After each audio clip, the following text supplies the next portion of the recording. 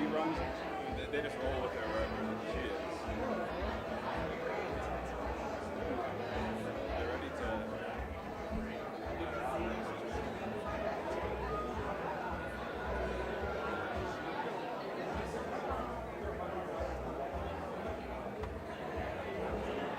I mean, there's the country club one. Can you share that with all of our So just tell them to join Fairway House Guests. You can just pull it up and just show them. Yeah. House Guests is there? No. You can join it. Yeah, she's not coming. She's not coming yet. Let's go. Not quite yet. Okay, good. Where's he at? Down the other end. Oh, shoot. Okay. Small camera.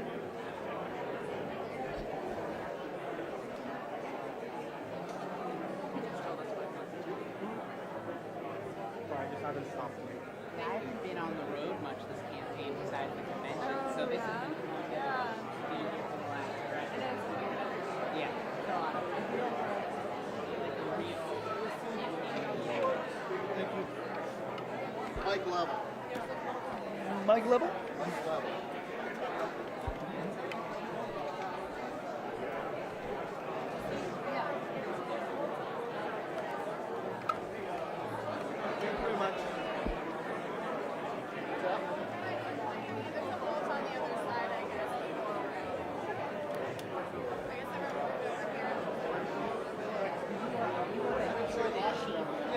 both of each is visual director. Yeah, okay.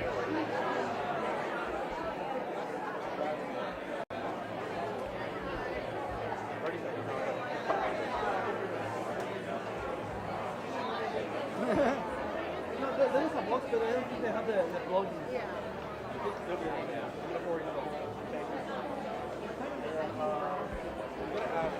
Is it possible to ask everyone, if I give you guys some room to cheat or pull this up a bit, that we let our guy come through a little bit?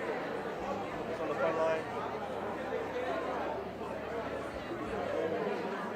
If you want to come up, you can cheat up this way. And do you mind if I proceed? Sure. Thank you very much. Appreciate it. Thank you, fellas. Appreciate it. Oh, no problem. Appreciate you. Word. Yeah, that's perfect. Thank you.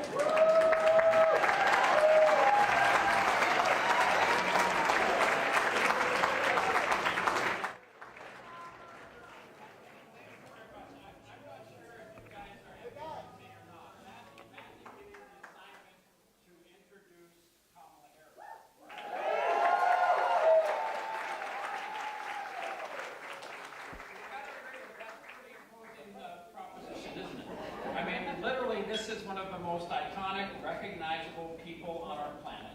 She is an historic figure in the history of the United States as the highest ranking elected female in the history of our country.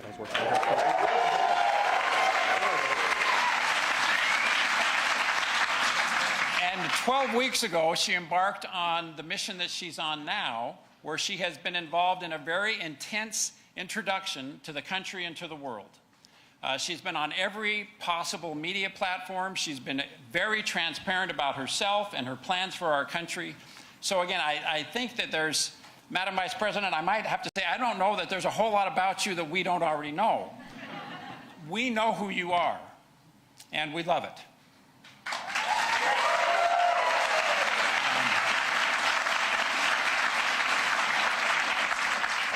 I hope all of you can see the beautiful young woman that's sitting on the front row with a picture of herself from the rally. Isn't it amazing to have a leader in our country that we can point our young people to and say, emulate this person? Isn't that amazing?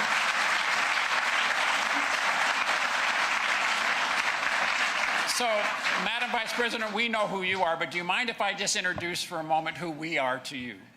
I think many of the people in this room were initially attracted to this campaign because, frankly, we were anti-Trump, right? I mean, many of us, I think, let's be honest. Many of us have apparently an unusual memory that lasts longer than 4 years. We can remember the humiliation that our country suffered for 4 years under a Trump presidency, and we're committed to not letting that happen again, right?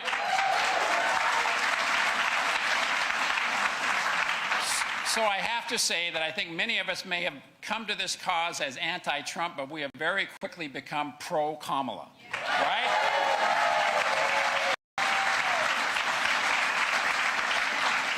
Kamala Harris will be a great president of the United States. Absolutely phenomenal. She will, again, prioritize the middle income of our country, focusing and elevating those people who need so much help, unlike people like Donald Trump and Elon Musk, who care nothing for anybody who's not a billionaire in our country, right? She will protect our personal freedoms, unlike J.D. Vance and Donald Trump, who have a very narrow vision of what people's choices in life ought to be and are anxious to dictate those to people, right? She will be someone who cares about justice and equality at our border, unlike President Trump and Carrie Lake, who want to exploit that issue for their own personal political gain and not solve that problem, right? And maybe most importantly, she is someone who is aware of the moral leadership role that our country has traditionally held in this country and around the world, unlike people from Mr. Trump's party like Marjorie Taylor Greene, right? So, ladies and gentlemen, I think we know there couldn't be a more stark contrast between the presidential candidates. And to quote one of my great heroes, I know a great hero like yours, we have a wonderful opportunity as Republicans and the middle of the Arizona political spectrum to dictate the outcome of this election in our state. We have to all elevate ourselves to this country over party mantra that Senator McCain gave us. And for the next 25 days, we need to make sure that everyone in our sphere of influence knows how important this election is and how the fate of our country hangs in the balance. So, having said that, it's now my pleasure to introduce an historic American and the leader that our country needs at this time, the Vice President of the United States and the future President of the United States, Kamala Harris.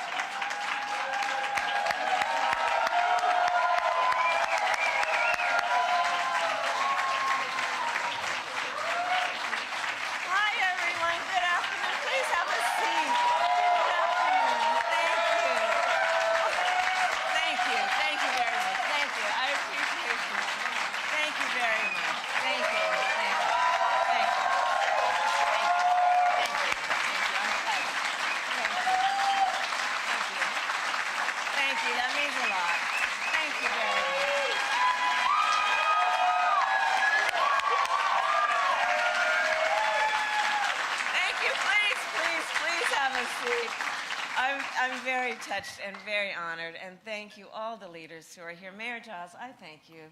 You've been an extraordinary friend, and I so appreciate the courage that you have shown to be so open and forward about the importance of us all working together, and your support has meant the world to me. So in front of all of the friends, I thank you very much for all of that. Thank you. And former State Rep Shaw, I thank you as well. There you are. Thank you for all the support that you have given us. Thank you. Thank you. So we are all here together because we love our country. We love our country. And I was talking with some folks recently about the importance of understanding the duality, frankly, that exists in terms of our democracy. You know, as your vice president, I've now met over 150 world leaders, presidents, prime ministers, chancellors, and kings.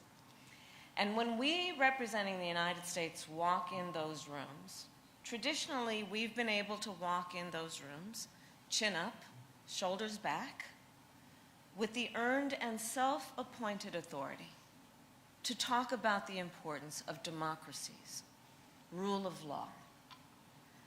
But I say to a room of role models, here's the thing about being a role model.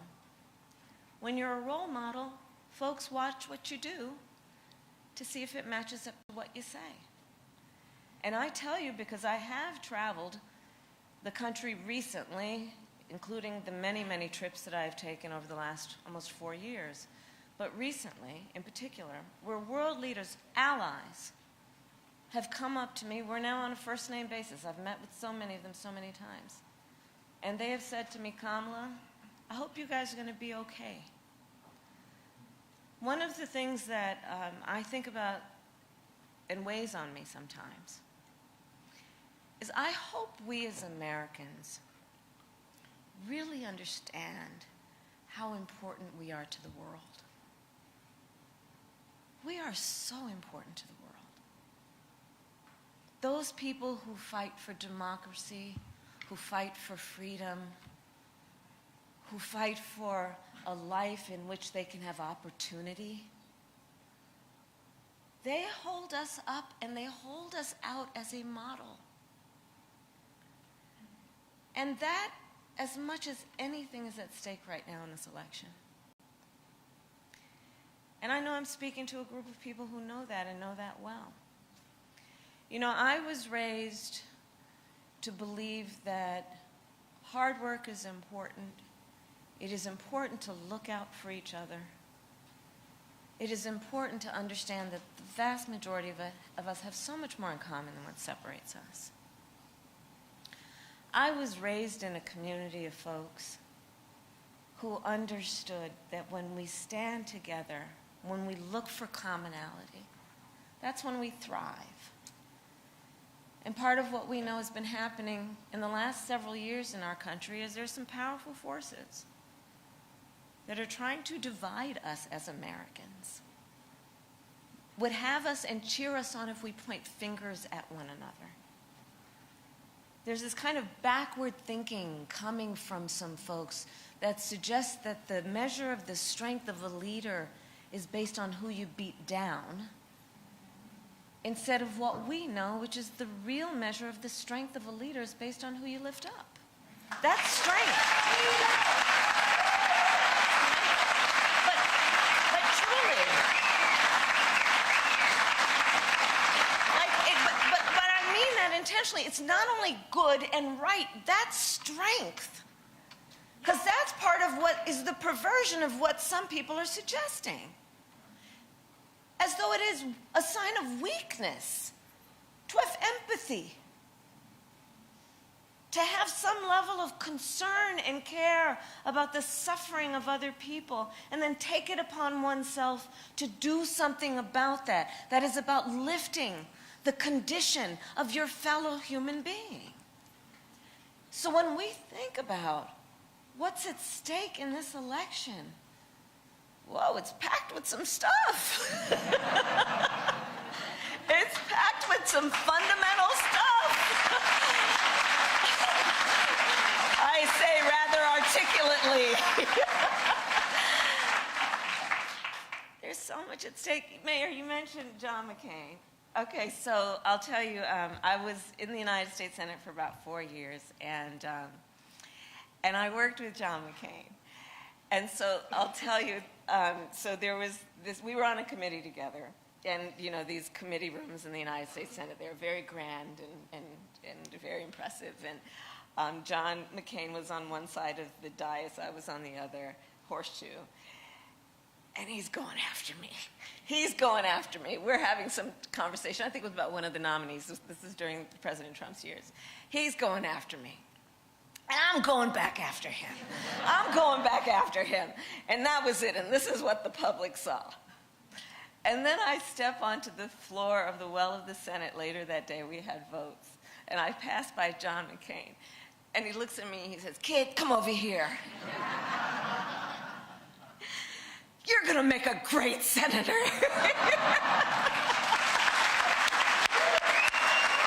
True story. True story. True story. That was John McCain. That was John McCain. I was talking about him last night at a rally, right? John McCain, who, we didn't agree on everything. But man, I mean, what about an incredible American hero? Again, strength,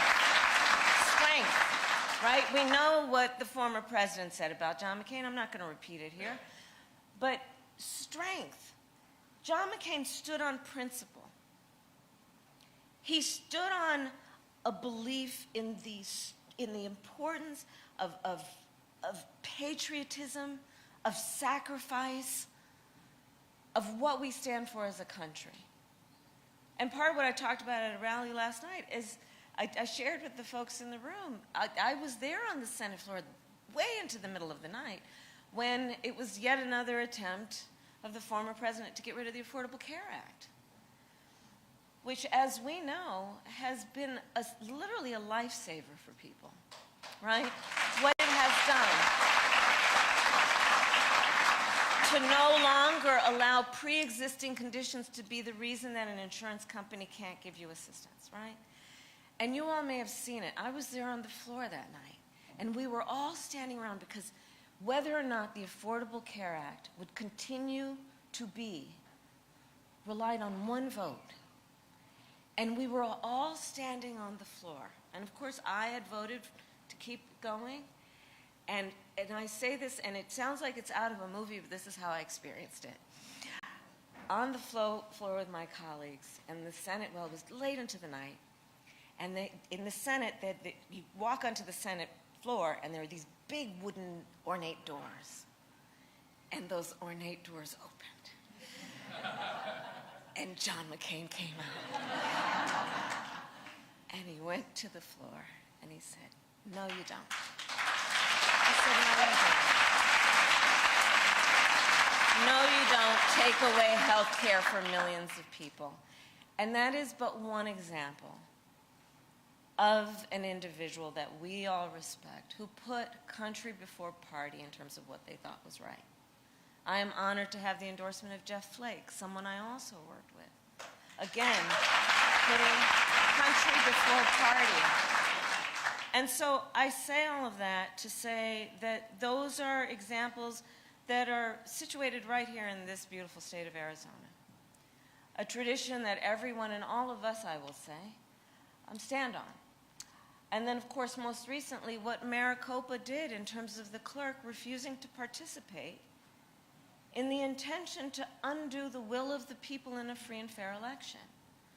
The people of this state have always shown extraordinary courage to stand up for the principles upon which we as a country were founded. And I thank you for that. I thank you for that. I know we are going to win this election, and it is not going to be easy. There are forces at play that are making us as Americans, I think, call into question certain fundamentals that we've always taken for granted. That is part of our pride. Freedom. Freedom. Freedom from the government making decisions about a person's body, a woman's body. Freedom to just be. Freedom over matters of heart and home, I like to say. Fundamental principles around the importance of rule of law. Whether we should actually be concerned and have a question, a legitimate question, in an election for President of the United States, the Commander-in-Chief, of whether they will abide by the oath. But imagine, that's a legitimate question we are asking. It's not rhetorical. It's It's a legitimate question we are answering. He who said that he would, quote, terminate the Constitution of the United States. He who said he would be a dictator on day one. He who intends to weaponize the Department of Justice against his political enemies. Take away the independence of the Department of Justice and put in place loyalists. Fundamental notions about who and what we are as a democracy are at play in this election. And you all, each of you, have had the courage to say, hey, we may not agree on every single thing. That's also what a democracy looks like. But foundational, first principles cannot be in question. Not for the sake of our children, not for the sake of our future and well-being, not for the sake of our standing in the world. And so I tell you all this to just reaffirm that we share not only a concern but a commitment to our country and what's most important about, in a moment of crisis, dare I say, I think this is one, do we stand together as Americans, being our first identity, and come together around these issues? And I am going to actually announce, we have press in the room, that I have decided also, not only will I have a Republican in my cabinet, but I'm also going to, I was talking to my team about it, I want to create some structure around the following, which is, I love good ideas. Wherever they come from, I love good ideas. Right?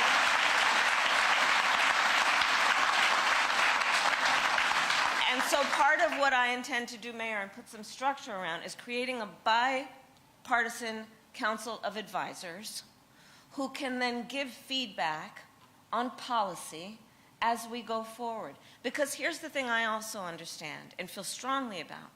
In order for us as America to maintain our status as the strongest democracy in the world, we need a healthy two-party system. We have to have a healthy two-party system. We have to. It's in the best interest of all of us. It's in the best interest of all of us. You know, the way that I like to lead, I bring folks in my office all the time, and they know I don't want any yes people. I want people to come in and, first of all, be prepared.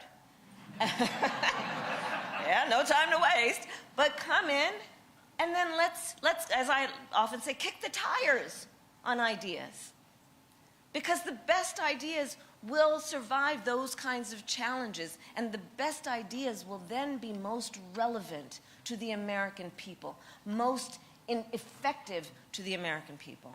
And so I'm going to create a bipartisan council so we can put some structure around exactly this point and do the work that is important. And then I'm just going to close with this. You know, again, I think on the fundamentals, we have more in common than what separates us, including across faiths.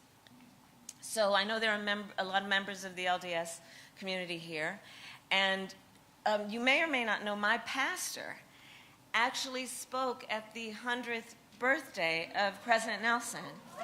Yeah. Yeah. And that wasn't a plan as part of this. It just is. And I just think if we think in our lives and in what we know, there's so many examples of that point. We have so much more in common than what separates us, especially on the fundamentals. And so with that, I say that I am committed to all of you to be a president for all Americans and to work as we must together. Again, knowing we have so much more in common than what separates us, and on the biggest and most important issues, I think we know that this is a fight that is not against something as much as it is a fight that is for something. Thank you all.